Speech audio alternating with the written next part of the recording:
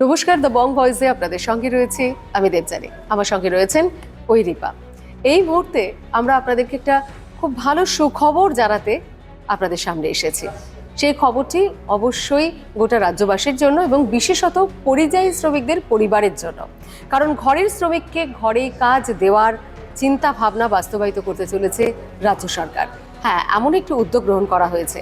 বছরে 125 দিনের কাজ সুনিশ্চিত করে পরিযায়ী শ্রমিকদের ঘরে ফেরানোর উদ্যোগ গ্রহণ করা হয়েছে। এটা অত্যন্ত ভালো খবর, কারণ ঐরিপা আমরা জানি যে প্রতিটি পরিবার, যাদের পরিবারের মানুষজন ভিন রাজ্যে কাজের জন্য যান, তারা কতটা উদ্বেগে থাকেন, কতটা দুশ্চিন্তার মধ্যে কাটান। আর অন্যদিকে যে শ্রমিকেরা বাইরে যাচ্ছেন, সবাই যে খুব স্বেচ্ছায় কাজে যান তা নয়। এই রাজ্যে কাজের অভাবের জন্যই বাধ্য হয়ে তাদেরকে পরিবার, নিজের জায়গা, বাড়ি ঘর ছেড়ে অন্যত্র যেতে হয়। অতএব এই যে উদ্যোগ গ্রহণ করা হয়েছে এবং ইতিমধ্যে জেলায় জেলায় নির্দেশিকা জারি করা হয়েছে যে এই অভিযান ইতিমধ্যে চালানো হচ্ছে।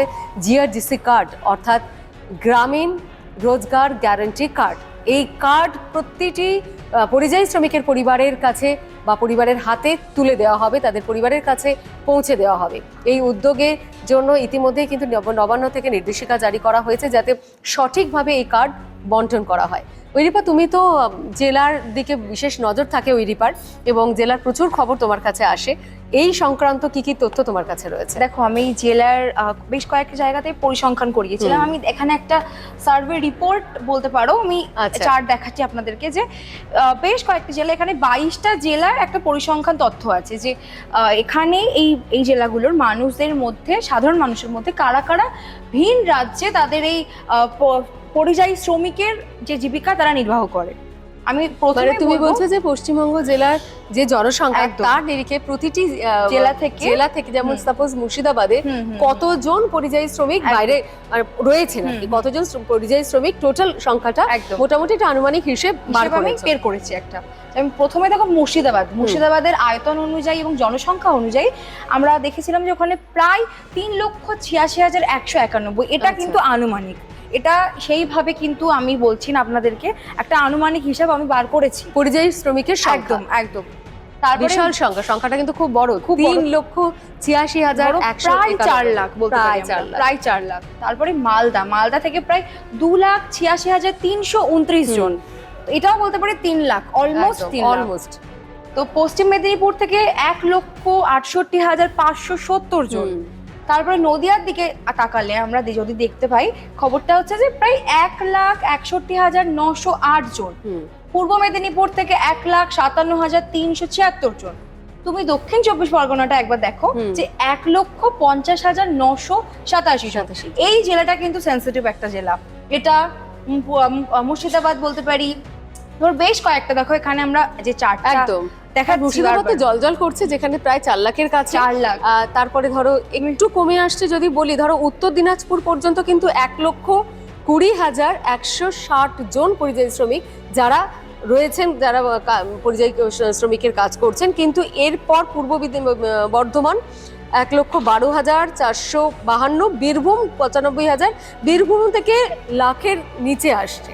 মানে বীরভূমের আগে পর্যন্ত কিন্তু দেখা যাচ্ছে পূর্ব বর্ধমান পর্যন্ত সম্পূর্ণ সংখ্যাটা লাখের লাখাধিক, বীরভূম থেকে সংখ্যাটা নিচে আসছে। তারপরে হুগলি 61,177 জন, হাওড়া 59,474, পুরুলিয়া 49,156। তারপর বাঁকুড়াতে দেখি যদি আমরা প্রায় 38,502 জন, দক্ষিণ দিনাজপুরে আবার 28,516 জন, জলপাইগুড়িতে 30,731 জন, আলিপুরদুয়ারে একটু সংখ্যাটা কমেছে 15,751 জন, ঝাড়গ্রামে 10,618 জন, দার্জিলিংয়ে 10,069 জন, পশ্চিম বর্ধমানে 3,860, কালিম্পংয়ে 3,400। এখানে এসে সংখ্যাটা অনেকটাই কমে গেল, 3,000। কিন্তু সংখ্যা কমা বা বাড়া সেটা বড় কথা নয়।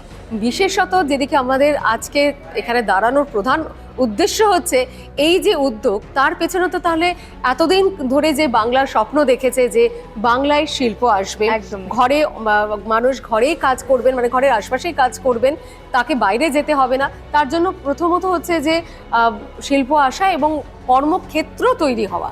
তাহলে কি জেলায় জেলায় কর্মক্ষেত্র তৈরি হওয়ার একটা আলো দেখা সম্ভাবনা। যাচ্ছে, সম্ভাবনা তৈরি হচ্ছে?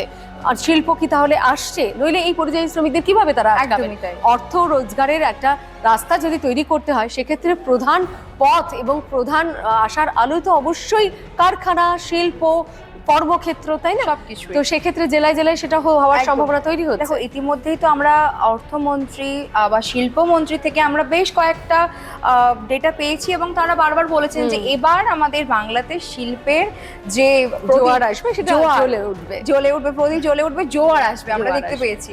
তো তারপরে এরকম একটা জিআরজিসির এরকম একটা প্রকল্পের অধীনে পরিযায়ী শ্রমিকদেরকে বাধা এবং তাদেরকে আশ্বাস দিয়েছেন যে যারা ধরো এই সার্টিফিকেট যাদের কাছে আছে তাদের কাছেও কিন্তু পরিসংখ্যান এবার কিন্তু তাদের সার্ভে করা হবে যে যাদের নেই এটা তারাই একদম পাবে। তাই, একদম তাই। এবং সেক্ষেত্রে কিন্তু ভালো মতো খতিয়ে দেখতে বলা হয়েছে জেলার আধিকারিকদেরকে যে কোন কোন পরিবারের কাছে ইতিমধ্যেই এই জিআরজিসি কার্ড অর্থাৎ গ্রামীণ রোজগার গ্যারান্টি কার্ড ইতিমধ্যেই পৌঁছে গেছে, সেটা খতিয়ে দেখতে হবে।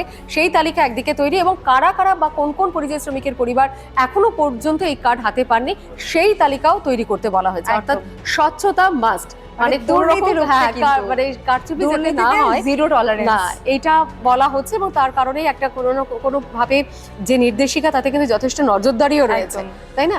তো সব মিলিয়ে এখন একটা আশার আলো যে আমরা দেখতে পাচ্ছি।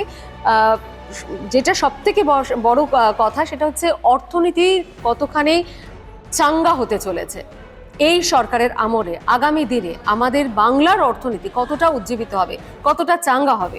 এবং আশার আলো এটাই যে যদি সেটা স্ট্রং হয় তবেই তো সম্ভব এই সমস্ত মানুষদের কাজের যে খতিয়ান তৈরি করা হচ্ছে সেই কাজের খতিয়ান বা কাজকে বন্টন করা যথাযথভাবে সম্ভব হবে।